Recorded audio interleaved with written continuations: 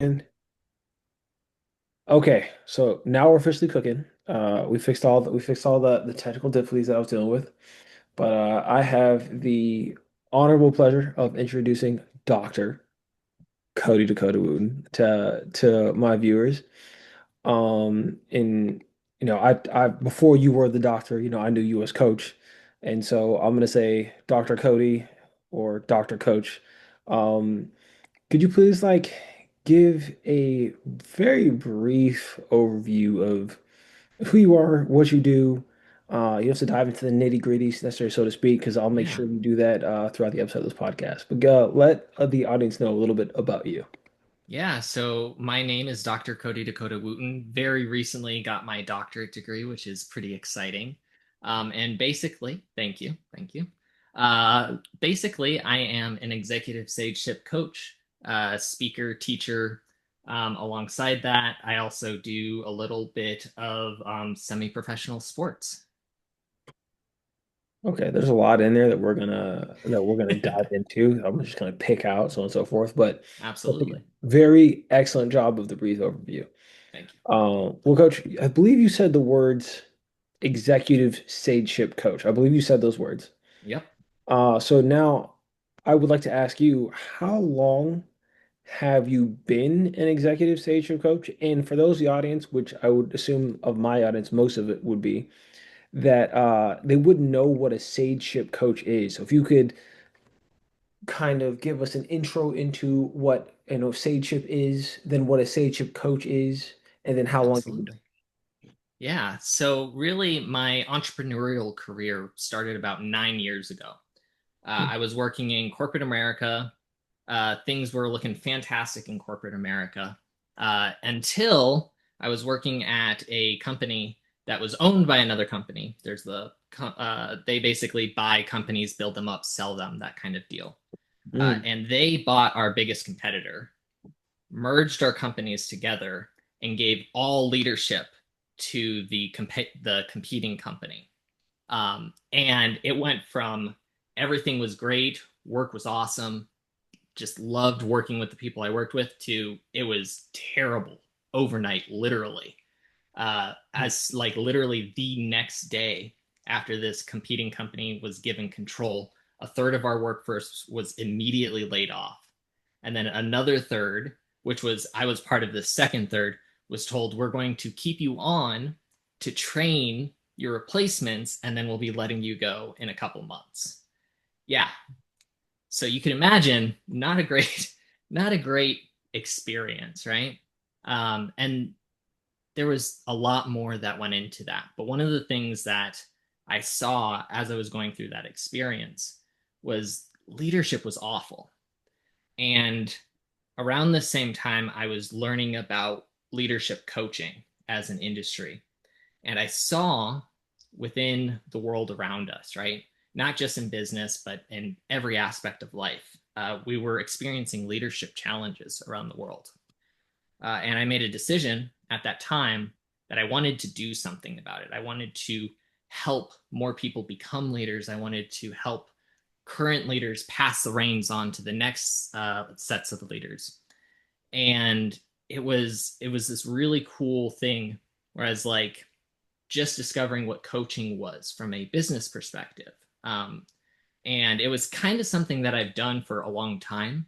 I just didn't know I could get paid to do it. Mm. And so it was a very easy transition to go into leadership coaching, business coaching, that kind of thing.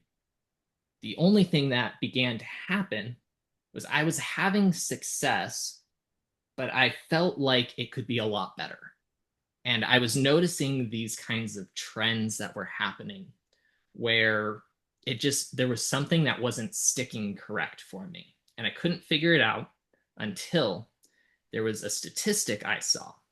And the statistic showed that leadership development failed 80% of the time, completely failed, Mm.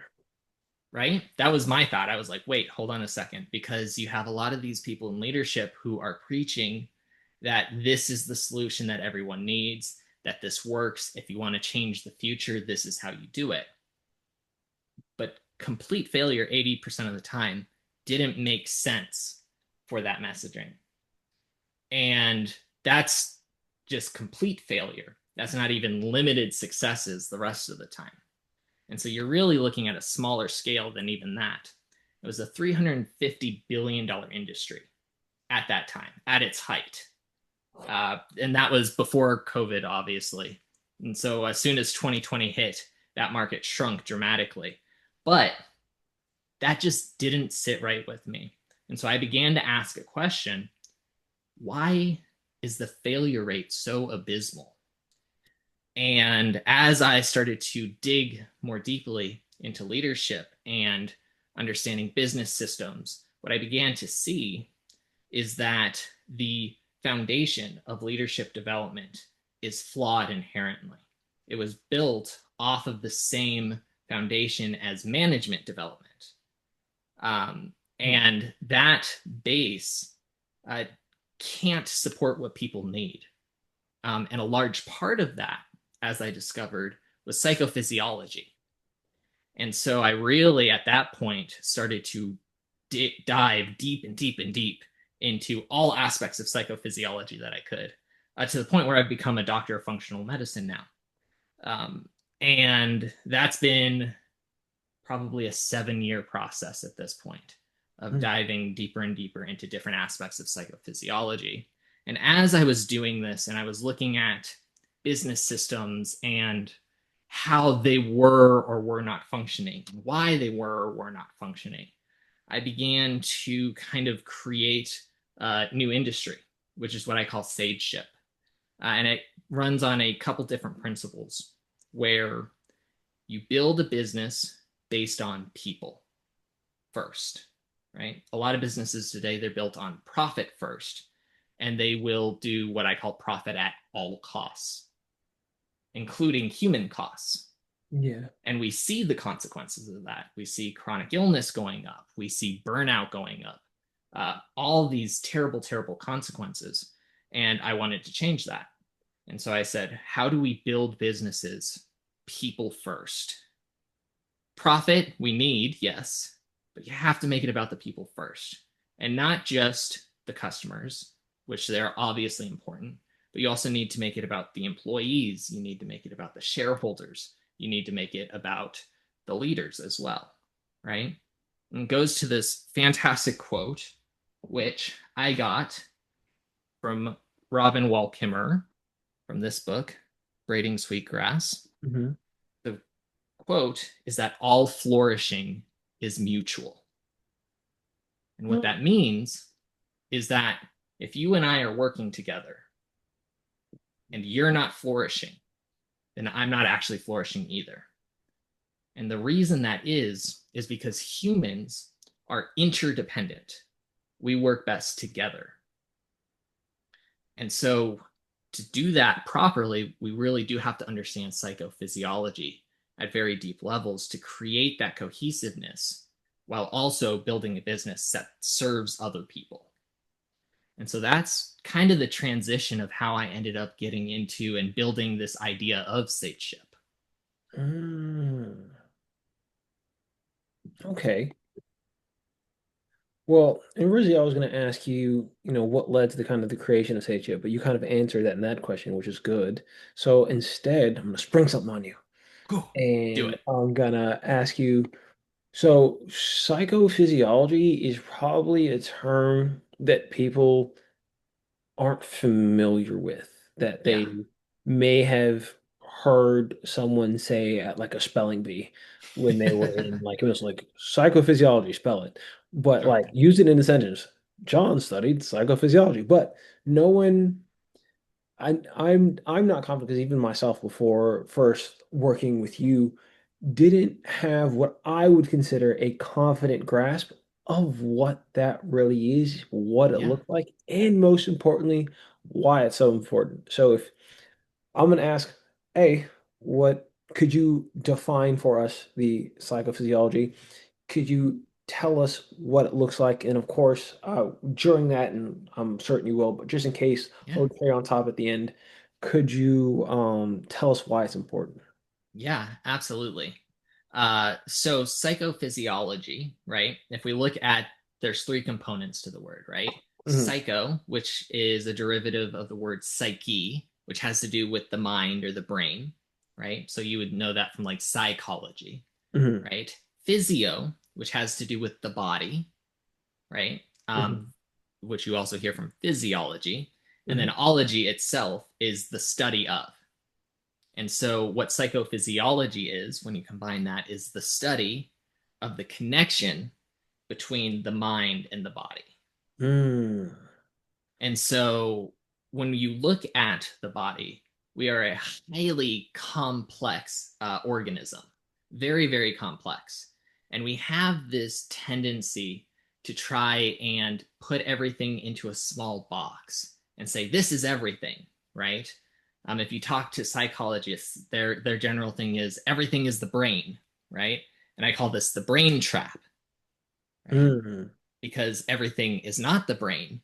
When you begin to really dive deep into the research on psychophysiology, the brain, absolutely important, but there is a whole aspect of the body that has incredible influences on the brain, right? If you know about gut research, right? Neurogastroenterology, that is the high level study. Neuro has to do with thinking, right?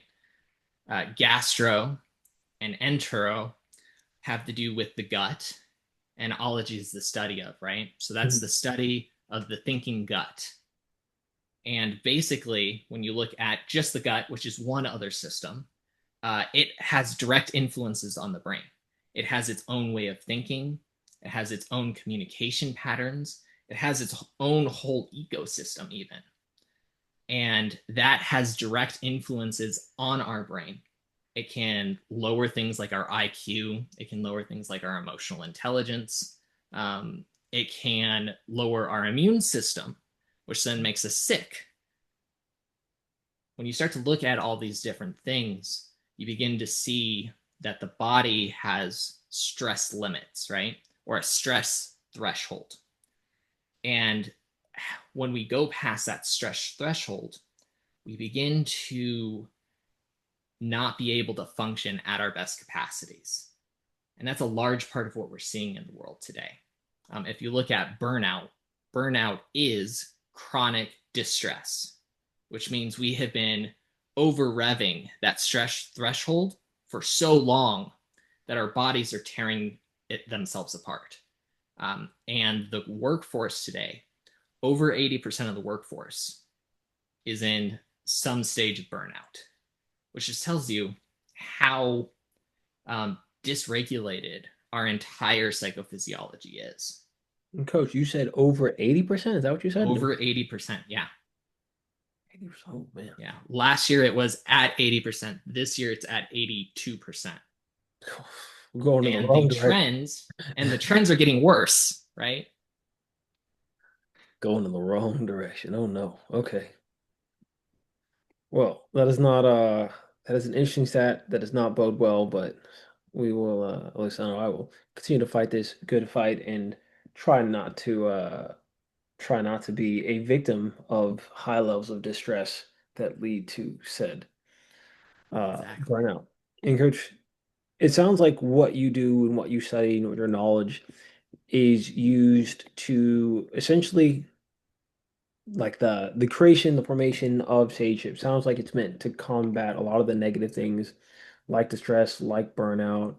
And the goal is essentially like to help people is what it sounds like. And by Yeah. helping people, you help yourself. Like I think it was there was a uh it's either you or one of the books you recommended, or maybe it was the other guy. I do a lot of reading now, Coach. Look what you did. I mean, Dr. Coach.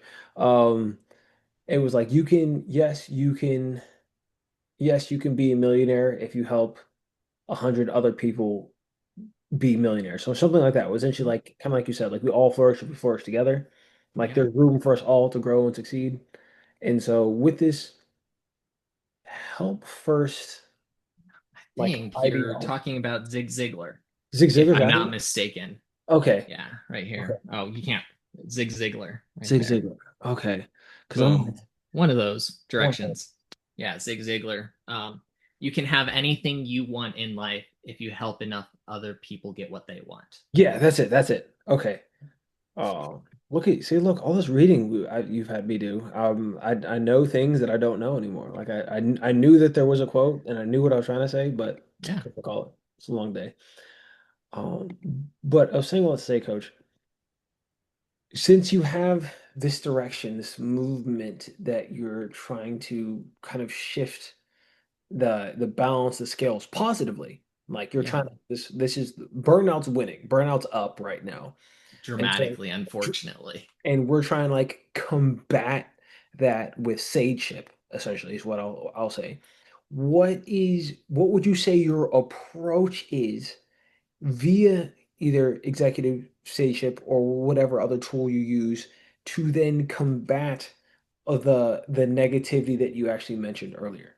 Yeah, absolutely. It begins with stress, really. We would look back at that stress threshold, right? When you look at how do we operate at our best from a purely psychophysiological perspective, you have kind of two ends of the spectrum. On the bad end, you have burnout, right? Mhm. And on the good end, you have what's called a flow state. And in the flow state, we operate at our best, we feel at our best, we're more productive, we're more creative, more innovative. Uh, that is where we want to be. Quite Mhm. literally, when we find it, our bodies will do nearly anything to continue to get more of it. Hmm. But most people are in burnout, which literally blocks them from flow. And it's because of the stress factors.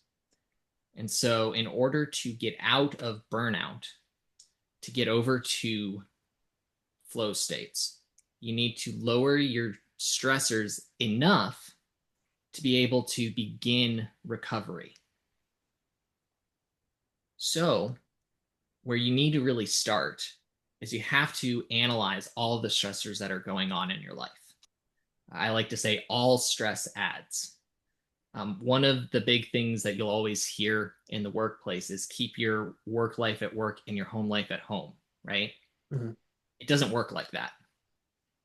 If your boss ever says that to you, or if you say that as a boss, it does not actually work like that. It cannot happen like that unless you begin to create a split personality. And Hmm. that's not beneficial either because that has a whole bunch of other problems, That wasn't right? me. That was Patricia. a, a lot of people end up doing that with their lives though. And I wrote a whole article on it maybe 6 months ago. But point being, you can't do that, right? So you have to look at all of the stressors and you have to look at how do we reduce the stressors as quickly as possible, as efficiently as possible, uh, with the fastest time, right? So as you're looking at these, what I like to call these are stress chains. Hmm. Usually, what will happen in your life is you'll have one stressor, which causes another stressor, which causes another stressor. And that's what's a chain, right? Each one causes the next. And most people don't realize the early stressors that are causing all of their other stressors. Because usually it's the later stressors that are loud, right? And we get those stressors because they're so loud. They're so present in our mind. And then we try to solve the stressor at the end, except the rest of the chain is still there. And so it either continues that stressor anyways, or in some cases, it'll split into a new chain, causing a new stressor that you weren't expecting. But then you're just chasing rabbit holes, never actually getting to the core of it. And if you want to quickly reduce your stressors, you have to look at all of the stressors you're having, figure out where these stress chains are, start to connect them, and then go as far back in the chain as you can and focus on one at a time, right? Especially at the beginning, because when you're already in distress, If you try to solve too many things at once, you're not going to end up solving any of them. Mm.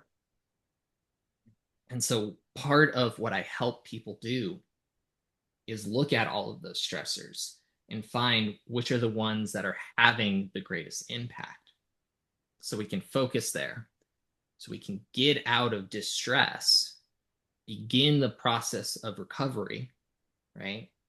And the longer you've been in burnout and distress, the more problems you're going to have because literally your body is deteriorating. And so that can go into a whole lot of fun different directions as you try to figure out, okay, how do we reduce these stressors, rebuild these systems so that we can actually be in those flow states, get in them consistently? Uh, how can we make sure that we don't get pulled out of flow states? And all these other different factors. How do we make sure that our stressors don't build back up? And when we start to see all these things and be able to launch things at the appropriate times, you can have dramatic results fairly quickly. Mm. So, Coach, I'm a simple man, or I like to say I'm a simple country boy, but everyone makes fun of me when I say that because I'm no longer a boy and I'm technically not from the country either. But it sounds like what you say, in just to kind of sum up to make sure I understand, Mm-hmm. uh, it sounds like the objective in your approach, what makes it unique, is that you don't address the problems that are at the forefront because just because they're up here or just because they're super present, that doesn't mean, yes, they are problems, but that's not like the problem you need to solve. Essentially, it sounds like you get to the root of the problem and we Exactly. address that. And then once we free up once we free up pull the weed up from the root, if you will, many of the things down the line that were also stressing us go away for free. We ain't got to like that for free. Exactly. Those are gone, Yeah. and then we just see it better from there. Did I sum that up Beautifully. in simple terms? Yeah. Beautifully. There we go. All right, Coach. That was. I'm really glad I got to help people see your approach, what you do, and what makes you unique. I think people will learn a lot from this conversation, so I'm excited about that. But I also want them to get to know you as a person, because yes, you are an executive station coach, and you do a lot of things, and you're a mover and shaker in the industry. And if you would like, Coach, now would be like a great time to show some of those like awards you got in the back, because I can Okay. see them; they're on camera. You Yeah, know, we've got a so couple different awards here. We've got these are Leadership Coaches of the Year awards. These are some. This was like a Education 2.0 Outstanding Leadership Coach of the Year. This one over here, we have this is a Hall of Fame Leadership Coach, right? Um, this one over here, this is an Executive Coaching Leadership Leader of the Year award for something that's coming up. So stuff's coming up. They don't even know. All right, guys, I've you also heard it here I've first, also guys, on this been podcast.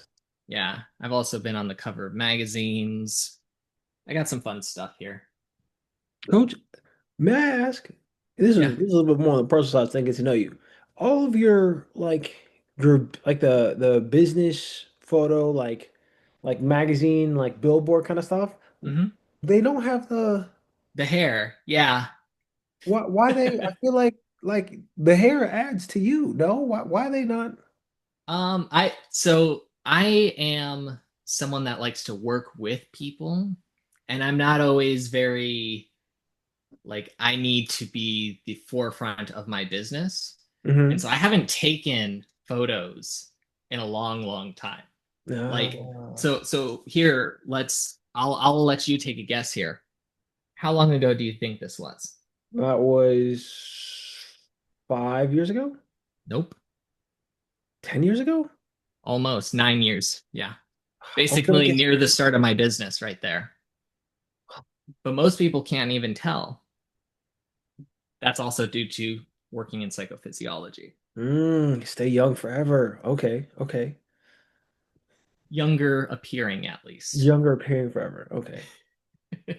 Um, legit coach. So like I said, obviously lots of success like in your industry, in your field, and that's badass. Thank you. But you have a personal life. You have other things that you care about. You're a semi-professional athlete and you do compete in various aspects and avenues. How do you balance I didn't even everything? bring those up. I have from this past weekend that just passed, I finished, it's called the Trifecta Award, which is in Spartan. Basically, you get different little awards for Whoa. each of the races, and They then they come unite? together to unite. Yeah, like Voltron. Oh, that's so cool. Also, I'm a nerd. I don't know if you realize this or not by now, Oh, but I I am do, but definitely a nerd. audience, please know this. This is So, actually my job. yes. So that's a trifecta. I just finished that up this weekend. I also placed third in my age category at the Spartan Beast, which was a little over 13.1 miles with 30 obstacles. Um, and then I live here in Austin, Texas, with my beautiful spouse. And we live with my mother-in-law and my brother-in-law. My brother, my brother-in-law, brother. I like to just call him my brother because it's a Brothers, lot easier. yeah. He has nonverbal autism, and so I've also been researching into autism to see what can I do to help him live a better life. Hmm. Um, and then, I just try to have fun. I like to watch a lot of movies. I like to work on my faith. Um, I like to just go around. We like to shop a lot. My spouse loves shopping. So, yeah, um, do a lot and live a blessed life. Very full life coach. It's kind of badass.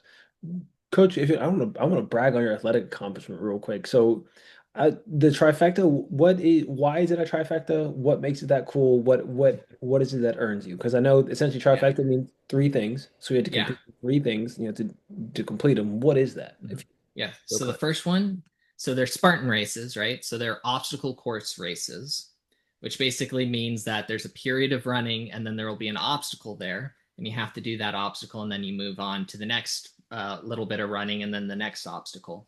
And obstacles are going to be anything from like monkey bars and swinging from rings to carrying large sandbags and boulders to hopping over things or going into water. So there's a good mix of different obstacles that you're going to face. And then there's three races to get the trifecta. The first is you have to do a sprint, which is going to be a 5K, 3.1 miles, with 20 obstacles. That's a lot of obstacles in a Um, very short time. yeah, yeah, yeah. They Mhm. and sometimes they're like boom, boom, boom, boom, boom. Literally this morning I did a 5K with my sister. Shout out to my wonderful sister. She just turned 15 earlier this year, which means that she gets to compete in the adults for the first time. And she did her first race. So good job, sis. You did amazing.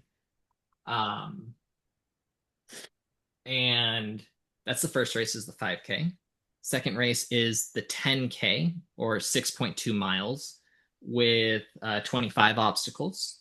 And then you have the Beast, which is a half marathon, which is 21K or 13.1 miles with 30 obstacles. And you have to do all three of those in 1 year. Ooh, go coach. Coach, real quick. How many obstacles in the 10K versus the 5K? I just want to make sure I heard you right. 5K is 20, 10K, 25. Okay, so they're really throwing the obstacles at you at the 5K. Like that's like a Yes. like run, obstacle, It's run. obstacle, obstacle, obstacle for sure. There's not a lot of space in between the obstacles. Got it. Like you're not getting far before you hit that next roadblock. Okay. Hmm. Well, big ups to you, Dr. Cody, and Thank you. your athletic accomplishment those both this weekend and throughout the year that you've been working on. Thank I you. did want to ask, since this is the last question I want to get for people to kind of get to know you like on that personal level. You live very, as you said, you live a very full and blessed life. Um, how does work impact or affect your personal life? Because we talked about burnout and like this whole thing of distress and like people like, family is like stressful, but it's like a good stress. You know what I'm Yeah. saying? Yeah. But And there are good stressors. It's called use stress. so there are the you stress, right? So there are good stressors, but like essentially the people who are achieving burnout essentially aren't getting enough you stress to combat the distress. So how would you say you go about essentially making sure you don't get into the burnout, into the distress? Like how does the Yeah. work impact your personal life in such a way that you don't let it become everything? Yeah. I'm going to refer to this book right here. It's called The One Thing. In my opinion, one of the best books on productivity out there. The Oh, idea behind The One Thing is that we try to do so much in our lives and we end up wasting so much energy. And if you want to get super technical, energy in the body is magnesium ATP or Mg-ATP. But when you are trying to spread yourself out amongst all these different things simultaneously, you end up being unable to do any of them well. And hmm. so the way you combat this, there's a couple different things. One is you focus on one thing at a time and you put yourself fully into that one thing. Second thing you do is called counterbalancing. And so sometimes you have to put extra effort into certain things. But if you put a little bit extra effort over here today, you have to make sure tomorrow you put a little bit extra effort over there. And if you've ever seen someone balancing, they're doing this in real time, right? There's no such thing as someone who's perfectly balanced. If you watch them, they're making all these small little adjustments so that they don't fall over. And sometimes it's very imperceptible, but they are always constantly moving. And it's the same thing with every aspect of our life is we have to figure out how do we counterbalance so that we don't fall off by being too focused on one thing. One of the things that helps with that is having minimums. And so I have a few minimums in my life. For instance, my workout minimum is running at least 1 mile every day. Even on Um, rest days, coach. Even on rest days. Yes, I go slow on rest days. I'm not pushing myself. We're looking at on a slow. Oh, here this will be a fun one. Most days I run barefoot, literally barefoot outside. And on a slow day, I'm looking at probably a 10 to 12 minute mile, depending on how hard or how sore I am, depending on what I've been doing.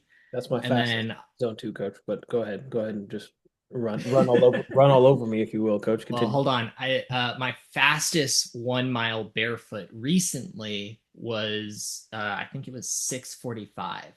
Oof. Impress. Is that Point is you have that minimum, right? I also in my business, my minimum is to write 250 words for articles. I do daily articles. I've written over 1,000 articles over the past almost 3 years now. January 1st will be the anniversary of my third year since I started writing daily, but minimum 250 words. Um, the point of the minimum is to make sure you stay consistent on something that is going to make you progress. hmm. Where a lot of people kind of go wrong with these is they think the minimum is too small. And so they'll try and go bigger, and then they can't consistently do it. And we, as people, hate to be failures. I hate it too. Trust me, I hate failing. I fail a lot, right? Grammarly tells me I fail at least 100 times a day with writing. So that's just a day. But we hate to fail as human beings. And so when we're trying to do something consistently, but then we fail because it's too big, and we fail again and we fail again, the vast majority of people just give up because we don't want to fail. And we would rather succeed at something else than continue to fail at something that may be better for us. Hmm. By making it absolutely tiny, right? However, you define that tiny, you make sure that you can do it no matter what. Doesn't matter if you're sick, doesn't matter if you're feeling awful, doesn't matter if it's really late at night, right? I've had days where I run at 1 o'clock in the morning and I do that 1 mile real quick and then I come back inside. But you do those minimums to keep that consistency, to keep your mind and body working on those things, to keep those energy pathways, right? That magnesium ATP, you keep those energy pathways functioning and still going.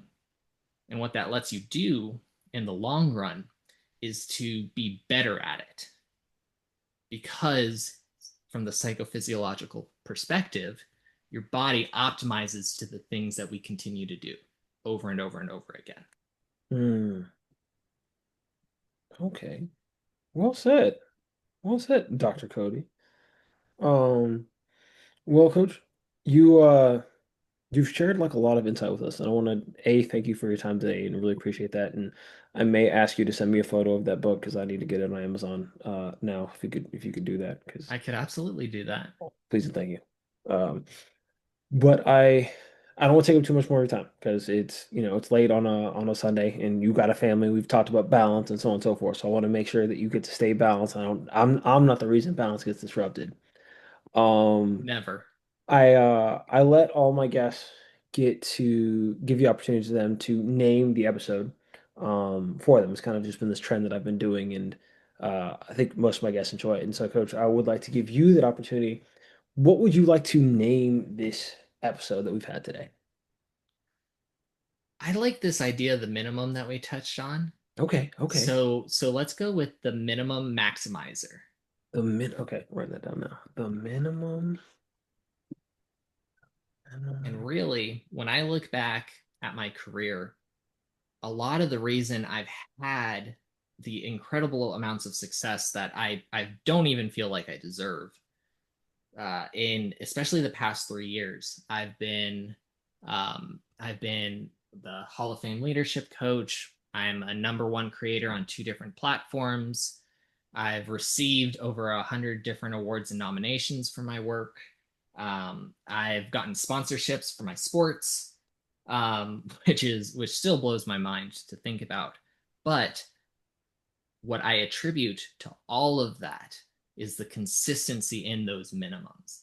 And those minimums allow me to live a maximal life. Consistency minimums. The minimum maximizer. I love it, Coach. The minimum maximizer. That's gonna be the new trade. You'll probably trademark it before I do, but that's gonna be like the new code. Like, it's gonna be the new phrase. Like, are you one of the minimum maximizers? Like, you up on game? It's gonna be the new. It's gonna be the new identifier. If I know you're really about that life, you know what that means. Yeah, Coach, once again, thank you for your time. Thank you for this yeah, interview. pleasure, Everyone, I hope John. you enjoyed this viewing, and I'm just gonna end this recording now.